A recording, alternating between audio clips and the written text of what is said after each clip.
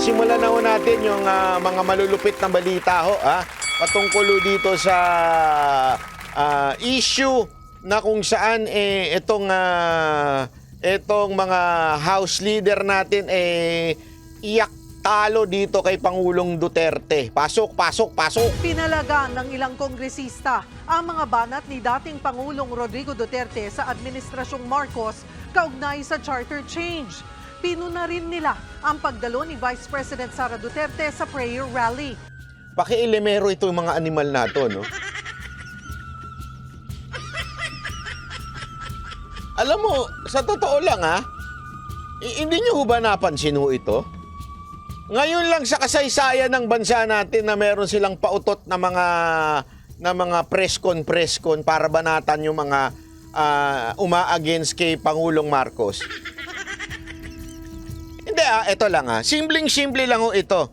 Hiwalay ho ang eksekutibo at saka ang lehislatura.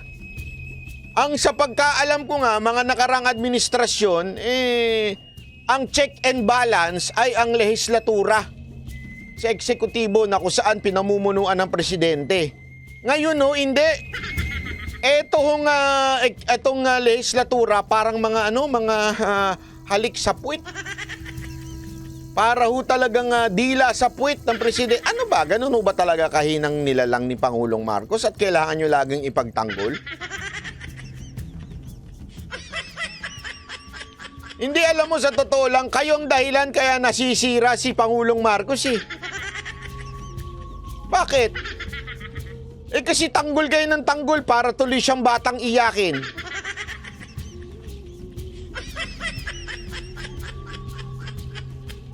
Ewan ko nung panahon ni Pangulong Duterte, halos araw-araw banatan siya, kaliwat kanan ng mga media at kung sino-sino bumabanat sa kanya. Nagpasaklolo ho ba siya sa kamera? Nick Saldino, maraming salamat po Nagpasaklolo ho ba siya sa kamera? Hindi, di ba? Bakit kayo ngayon halikpit kayo? Kayong tagapagtanggol ng presidente. Ginagawa nyo naman atang masyadong mahinang nilalang ang presidente natin. Mr. President, bakit sip-sip to mga animal nato sa inyo? Sobrang sip-sip. Yan ho ba ang papel nila? Mag-vlogger na lang kayo kung gusto nyo maging sip-sip lang. Gumaya na lang ho kayo dito kay Cass J. At saka dito kay Ninyong Akla. Nasa frontline ng balitang yan, si Marian Enriquez. Basta panahon ng Marcos,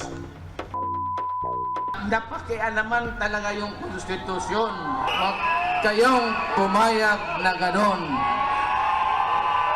Kababuyan yan. Muling iginiit ni dating Pangulong Rodrigo Duterte ang kanyang pagtutol sa pagbabago ng konstitusyon o charter change sa isang prayer rally sa Maynila kagabi. Pero kahit sabihin daw ng mga kongresista na economic provisions lang ang kanilang gagalawin, hindi raw malabong pati term limits ng mga politiko ay pakialaman nila. Gusto pahabain. Sila lang naman yan yung gustong mapahabain ang termino nila. Wag ninyong pumayag na mangyari.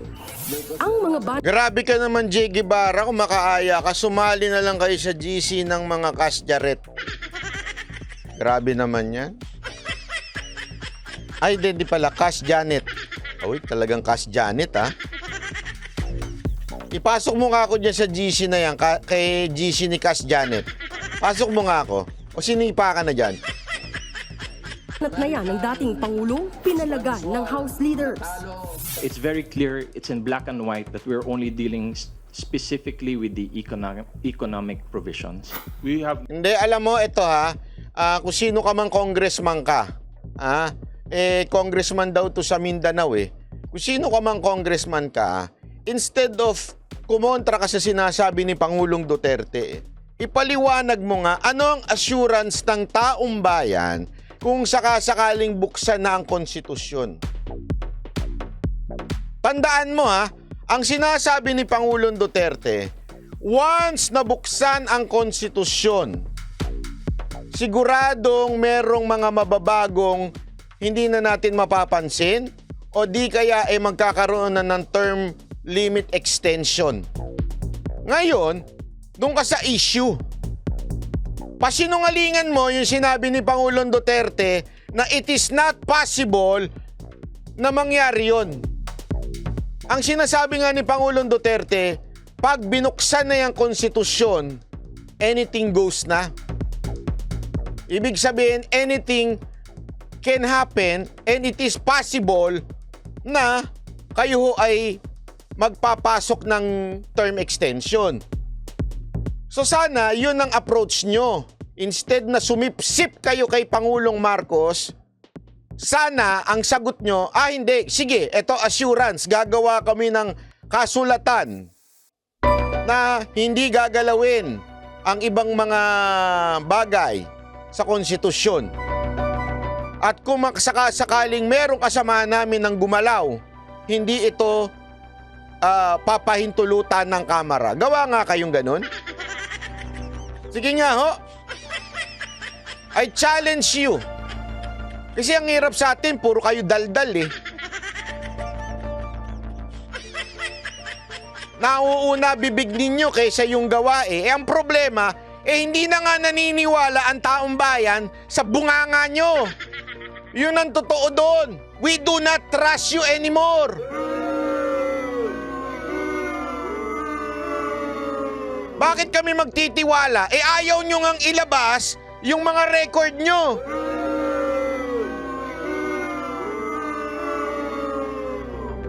Diba? Simpleng-simple yun. Karapatan ng taong bayan malaman ang perang natatanggap ng bawat opisina ninyo. Bakit hindi nyo magawang ilabas? Tas gusto nyo pagkatiwalaan namin kayo?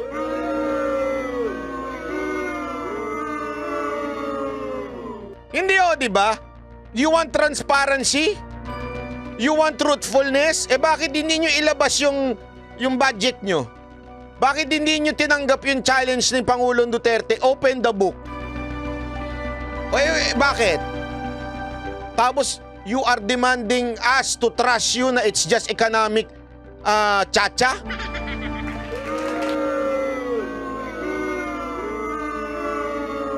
Bago namin kayo pagkatiwalaan, earn our trust by opening the book of the budget ng bawat kongresistang bubukas ng ating budget.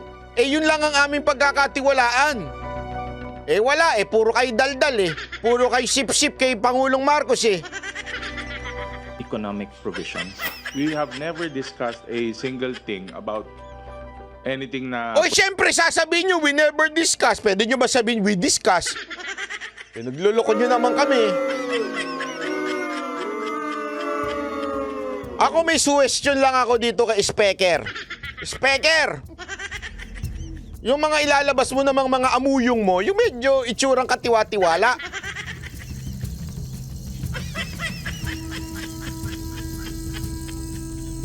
Diba? Yung mga nilalabas mong mga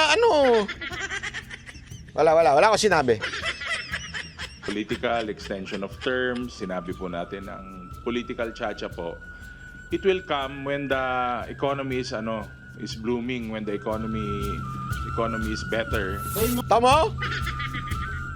So kahit pa paano, sinasabi nitong na to, sabi niya, darating yung panahon pag ang ekonomiya na ay booming. Ano yun? O-open nyo na naman yung konstitusyon? So ito, ibig mong sabihin nanggaling sa bunganga mo. Sabi mo. Di ba? Unang gagawin, economic changes lang. Economic changes. Tapos, darating yung panahon na kailangan na rin natin ayusin yung political So, bubuksan nyo na naman? Hindi posible yun Ako kasi pinaggagago ako Nick Saldiano, maraming salamat. Alam mo, Randel Bunaga, ayoko lagay pinaggagago ako. Gago na nga ako, pinaggagago pa ako. Sabihin nilang, pagka naayos ng ekonomiya, na lang uli yan, tsaka na pag-usapan yung political. So, ibig sabihin, in your logical mind, nasa isip nyo talaga na buksan eventually yung political system natin o yung yung usapin ng pagbabago sa politika. Eh kung biglang maisipan ninyong isabay na lang natin kesa uulitin na naman natin tong change of constitution. Ano to? Taon-taon nag-change of constitution?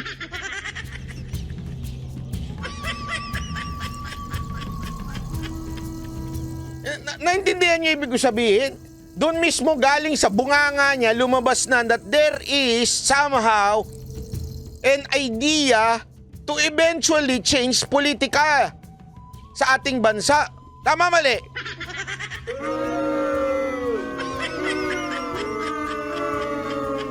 Akala mo nakalusot ka na sa palusot mo.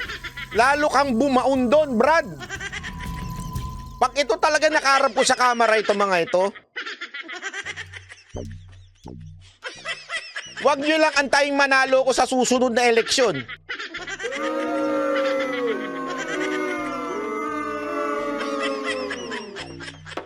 O, tuloy. Economy is better. May mga tao dito kayo. Binatikos din nila ang prayer rally kagabi na para sana kay Pastor Apollo Kibuloy na nahaharap sa kontrobersya. Prayer rally daw ito, pero bakit pinupolitika? The personalities who are there, Prayer rally ba't pinupolitika? Eh yun yung relihiyon, pinupolitika ninyo eh. Kayo pa ngayon na magsasabing prayer rally ito, bakit ganun kayo? Double standard kayo. Di ba? Kayo nga eh, yung relihiyon ni Kibuloy, pinakikialaman ninyo eh. Oh. Tapos sasabihin ninyo ngayon, prayer rally to, dapat walang politika. Alam mo, wala pang 10% o 20% ang politika dyan sa prayer rally na yan. Karamihan dyan sayawan eh. Ako nga, sumasayaw-sayaw din ako eh. Hindi, alam mo, sa totoo lang, gusto kong pumunta dyan hindi para magsalita kung hindi para sumayaw. Ang sarap ng praise and worship nila dyan eh.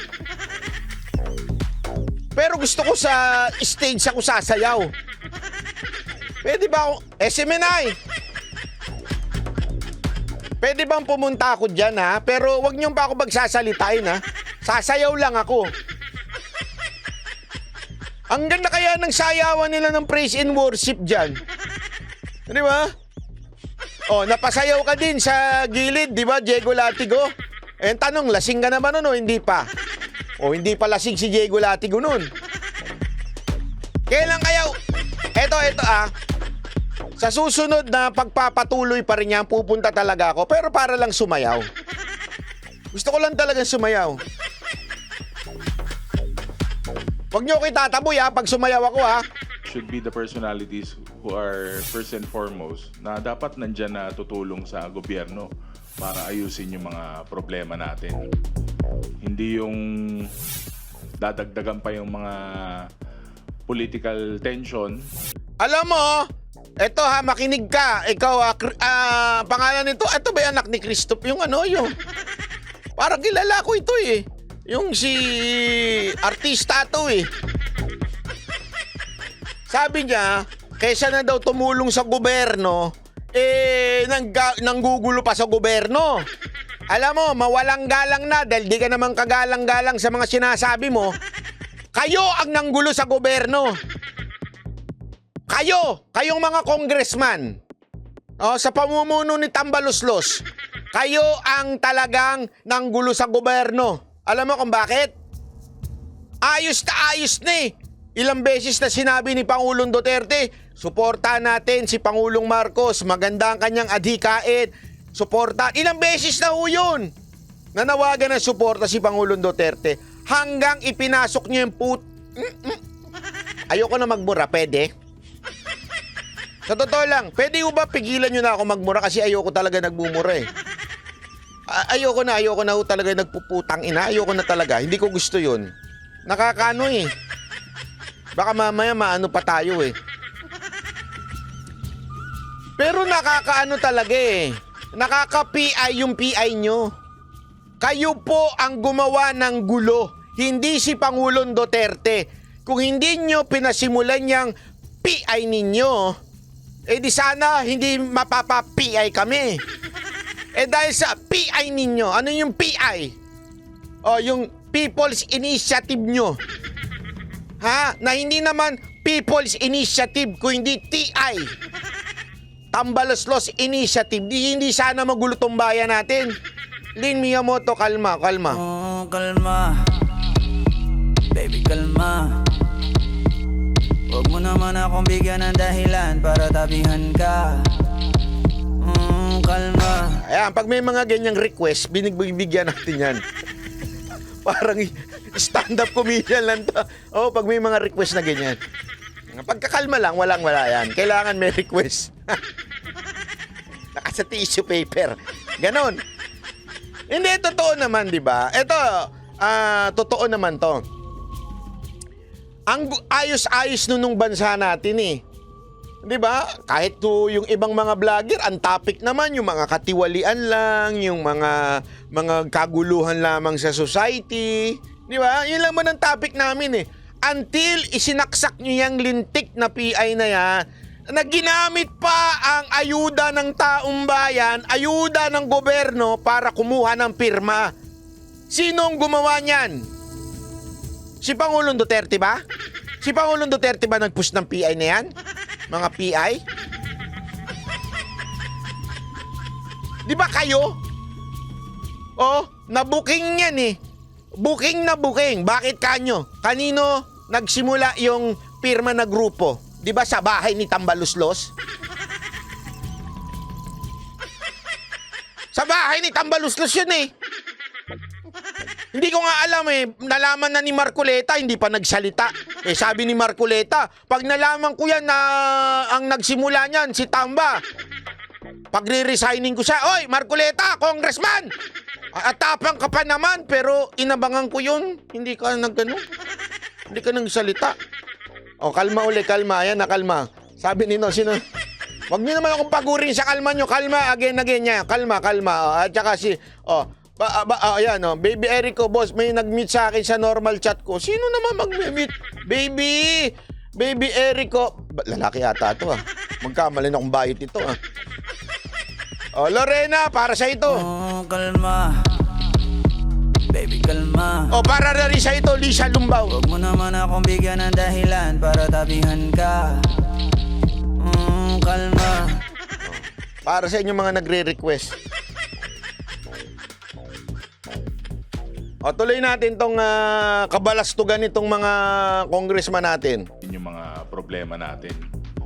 Hindi yung dadagdagan pa yung mga Kayo nagdagdag. Umayos kayo. political tension.